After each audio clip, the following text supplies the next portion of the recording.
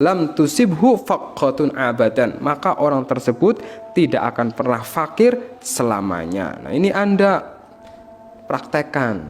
Assalamualaikum warahmatullahi taala wabarakatuh. Alhamdulillahirabbil alamin, hamdan naimin, hamdan syakirin, hamdan yuafi ni'amahu wa yukafi mazidah. Allahumma shalli ala sayyidina Muhammadin al-Fatihi lima uhlika wal khatimi lima sabaqa nasiril haqqi bil haqqi wal hadi ila siratikal mustaqim wa ala alihi haqqa qadrihi wa miqdarihil azim, amma ba'du.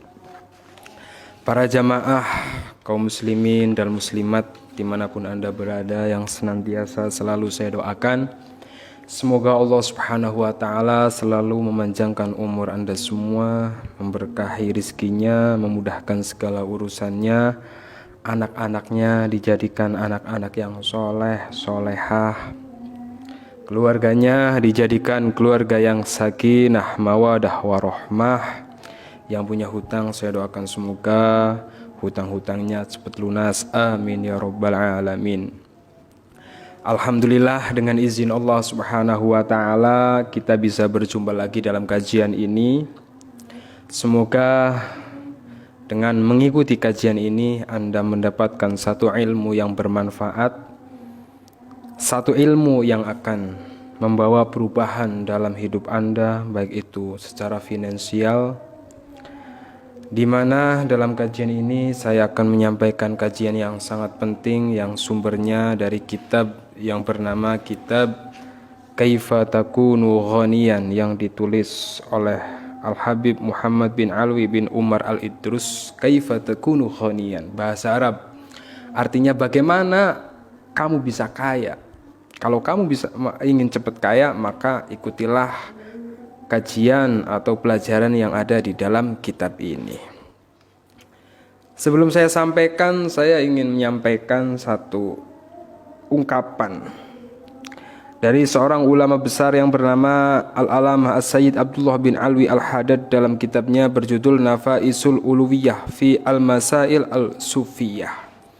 Jadi gini, banyak orang cerita curhat sama saya terkait permasalahan hidupnya, kemudian dia mengeluh, Ustadz, saya sudah membaca sholawat, saya sudah berdoa siang malam. Kemudian dia bertanya, kenapa Ustadz doa-doa saya itu belum dikabulkan oleh Allah subhanahu wa ta'ala? Kenapa zikir-zikir saya itu sepertinya tidak berefek dalam kehidupan saya, Ustadz? Nah, saya jawab, jadi begini, Anda mau berdoa, Anda mau berzikir saja itu sudah sebuah kenikmatan yang agung yang Allah berikan kepada Anda. Mungkin banyak orang, mohon maaf, dia mau mulai bersolawat, dia mau mulai membaca zikir, dia mau mulai sholat tahajud, dia mau mulai sholat duha, dia mau mulai sholat hajat, dia mau mulai membaca Al-Quran setelah Allah subhanahu wa ta'ala memberikan kesulitan atau memberikan ujian. Makanya Anda harus tahu, banyak orang itu ketika diberikan kenikmatan, tidak punya hutang, usahanya lancar, jualannya laris, keluarganya baik-baik saja, itu jarang orang ingat sama Gusti Allah, jarang orang mau baca sholawat, jarang orang mau berzikir. Baru setelah dia dapat ujian, dapat cobaan, baru dia mau mulai berzikir, bermunajat, bersolawat kepada Allah subhanahu wa ta'ala. Maka saya katakan, Anda harus jangan putus asa. Anda baru mulai membaca sholawat itu sekarang, Anda baru mulai mau sholat tahajud itu sekarang, Anda baru mulai mendekat kepada Allah itu sekarang. Dari dulu kemana? Maka ketika Anda sudah membaca sholawat, Anda sudah sholat hajat, sholat duha, sholat tahajud, kemudian hajat-hajat Anda belum Allah kabulkan, jangan putus asa. Kita harus sadar diri, ya Allah, iya saya baru sholat duha sekarang, dari dulu saya kemana? Saya baru sholat tahajud sekarang, dari dulu saya kemana? Artinya apa? Dalam hati kita itu ada rasa malu sama Allah. Kita baru mendekat sekarang, kemudian ujuk-ujuk kita intervensi. Allah harus mengabulkan doa-doa kita, hajat-hajat kita sekarang juga. Jangan. Kita tetap istiqomah berdoa, tetap istiqomah bersolawat, dengan harapan, dengan keistiqomahan ini. Karena yang paling mahal, yang paling berarti dari sebuah amalan adalah keistiqomahan. Ada orang yang baru mulai sholawat sehari, 2 hari, sebulan, 2 bulan. Karena hajatnya belum dikabul, kemudian dia sudah berhenti.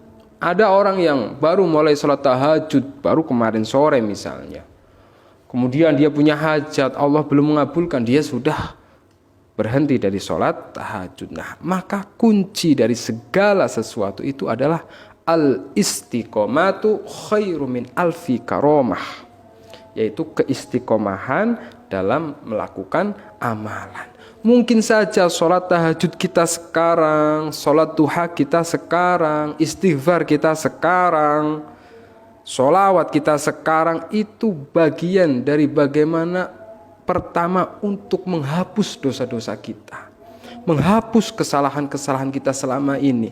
Ibaratnya ini botol ini nggak mungkin langsung kita kasih air untuk kita minum. Kalau botol ini kotor, maka kita butuh bagaimana ketika botol ini kotor, kita cuci dahulu pakai sabun, dihilangkan kotorannya, baru setelah itu dimasukkan air yang bersih untuk minum.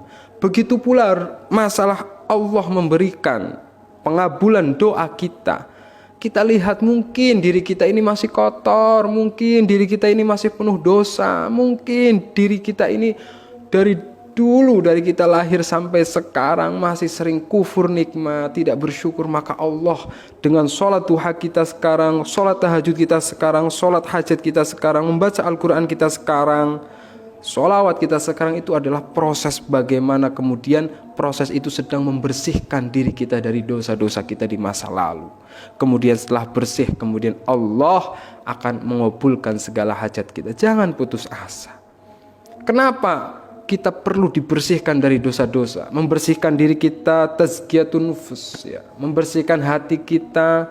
Karena dalam kitab yang ditulis oleh Sayyid Abdullah bin Alwi Al-Haddad diterangkan, wa man la yustajabu lahu limawani'a wa awarido. Terkadang doa seorang muslim bisa saja tidak dikabulkan oleh Allah Subhanahu wa taala karena terhalang rintangan tertentu. Qad ta'arrada lahu famin dzalika aklul haram. Yang pertama, doa seseorang itu terhalang dari dikabulkannya oleh Allah Subhanahu wa taala karena memakan makanan yang haram. Walubsuhu wa israri ala dzulmil ibadi. Selain memakan haram, hal yang menjadi penyebab doa-doa kita belum dikabulkan oleh Allah, memakan pakaian haram, dan kita mungkin pernah menzalimi orang lain. Nauzubillah min dzalik. Maka para jamaah, kita punya lisan, jangan sampai lisan kita mengeluarkan kata-kata yang menyakiti orang lain. Menyakiti itu kadang kita mungkin salah kontrol, kita emosi, kita mengumpat, kita menghardik, kita ngerasa nih kita membicarakan kesalahan orang lain. Jangan lakukan itu, karena bahaya sekali orang yang menyakiti orang lain, baik itu melalui lisannya, doanya akan susah dikabulkan oleh Allah Subhanahu wa ta'ala. Zalim kepada orang lain, kita punya tangan untuk menzalim orang lain, naudzubillah. Pokoknya mulai sekarang itu, misalnya Anda pada saat ini masih suka zalim kepada orang lain, baik melalui lisan, melalui tangan, melalui tindakan apapun, berhenti untuk menzalimi orang lain. Kemudian wadu'a'u ma'al ghaflati anillah liqaulihi alayhi salatu wassalam wa'lamu annallaha la yastajibu du'aan min qalbi ghafilin. Kemudian penyebab kenapa doa-doa kita juga belum dikabulkan oleh Allah, karena doa yang kita panjatkan, doa yang kita ucapkan terlahir dari hati yang lalai kepada Allah Subhanahu wa ta'ala. Maka para jamaah senantiasa kita harus zikrullah. Zikir itu bukan hanya lisan, tapi hati kita ingat sama Allah. Lagi kerja ingat sama Allah, mau tidur ingat sama Allah. Dalam aktivitas keseharian kita 24 jam usahakan kita zikrullah, ingat sama Allah Subhanahu wa ta'ala. Kemudian wa minha ayyakuna qati'an li arhamihi. Doa yang kemudian Allah susah mengabulkannya adalah doa orang yang memutus tali silaturahim, tali persaudaraan. Misalnya Anda punya saudara, ya namanya keluarga kadang ada konflik, ya, rebutan warisan atau apapun itu, jangan sampai konflik yang ada dalam keluarga itu sampai menjadikan putusnya tali silaturahim. Musyahinan li ba'di ihwanihil mu'min wa hajiran lahum bi ghairi haqqin. Kemudian penyebab doa yang tidak dikabulkan oleh Allah adalah musyahinan li ba'di ihwanihi, membenci. Apalagi tadi yang menzalimi, membenci seorang muslim saja.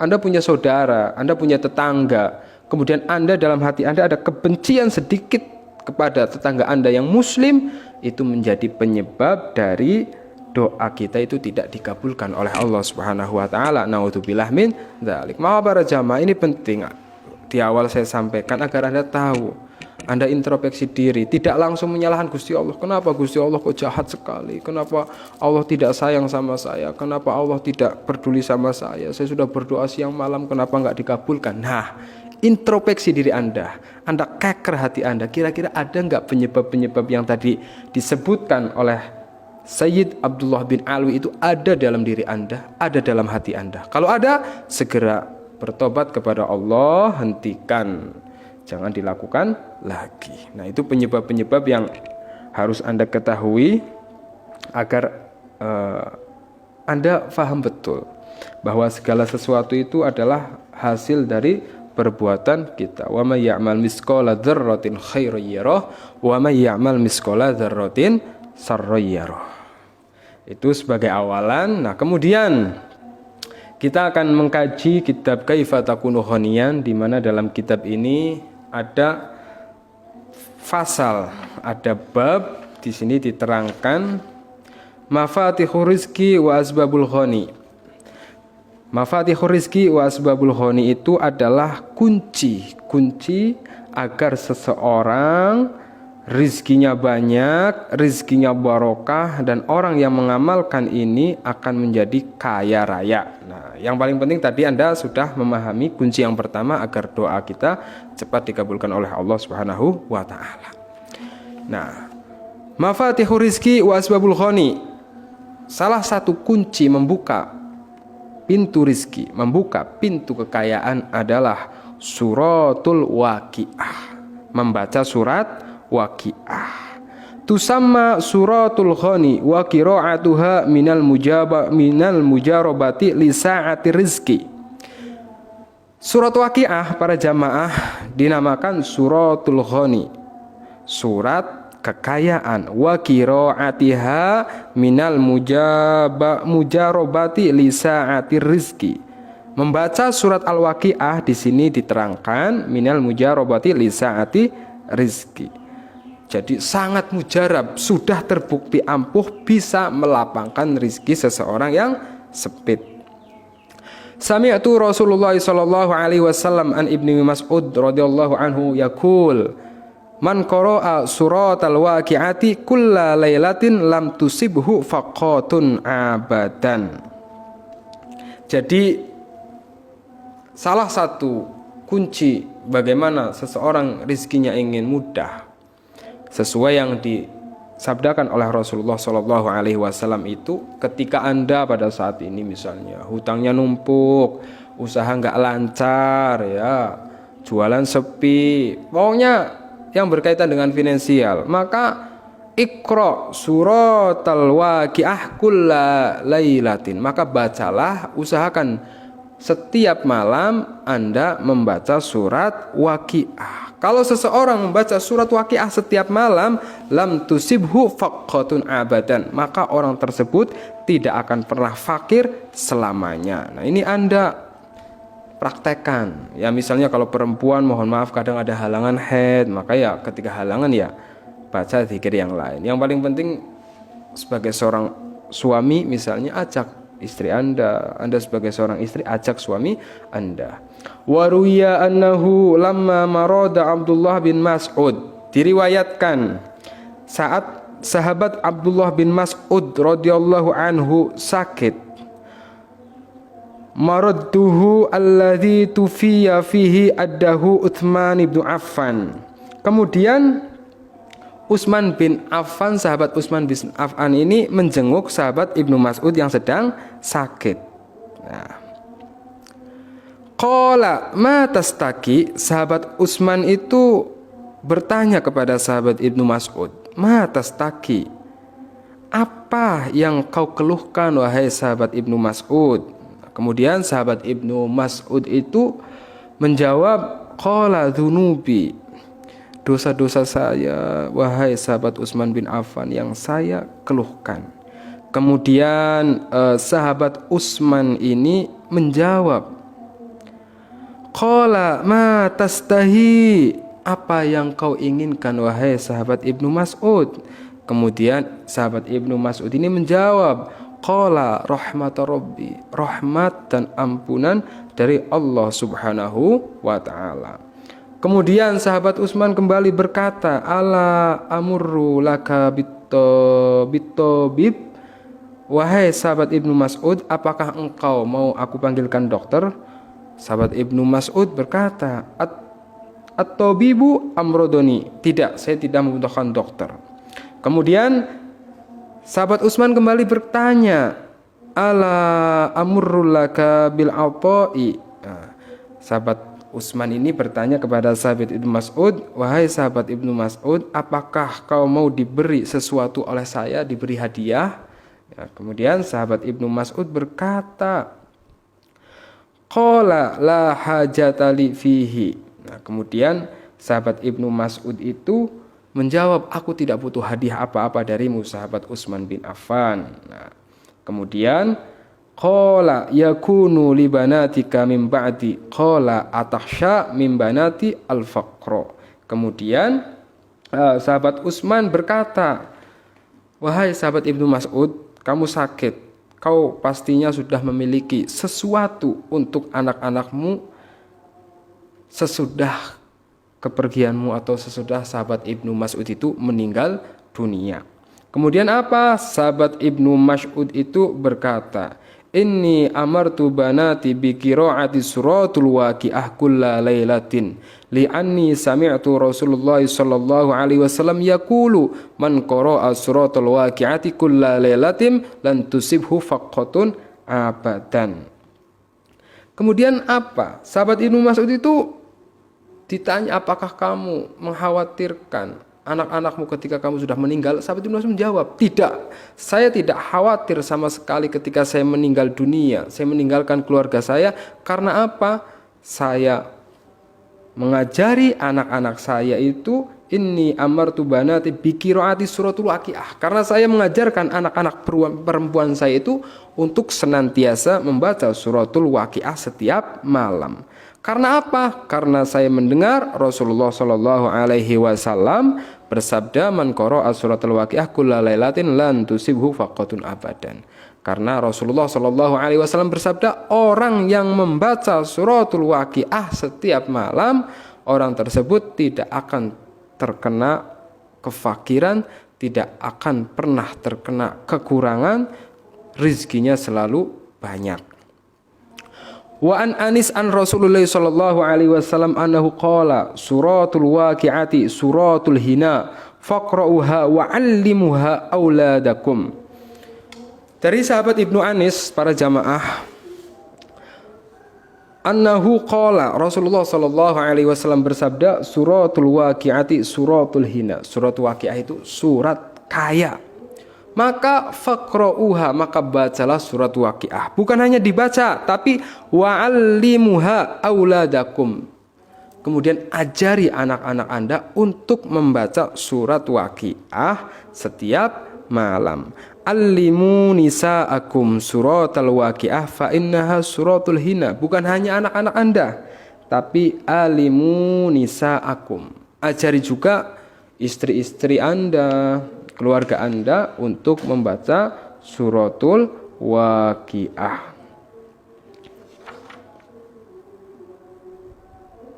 Nah, itu bagaimana ketika seseorang akibat membaca surat Waqiah setiap malam, rizkinya itu akan dimudahkan oleh Allah Subhanahu wa taala.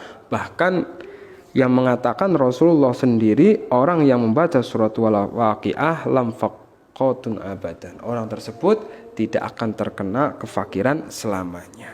Maka amalkan para jamaah, diamalkan tadi saya sampaikan istiqomah setiap malam. Anda harus punya konsep, jangan pernah tidur sebelum Anda membaca suratul Waqiah. Kayak kebutuhan gitu loh. Jadi ketika misalnya satu malam terlewat tanpa membaca surat Al-Waqiah, itu Anda merasa kehilangan.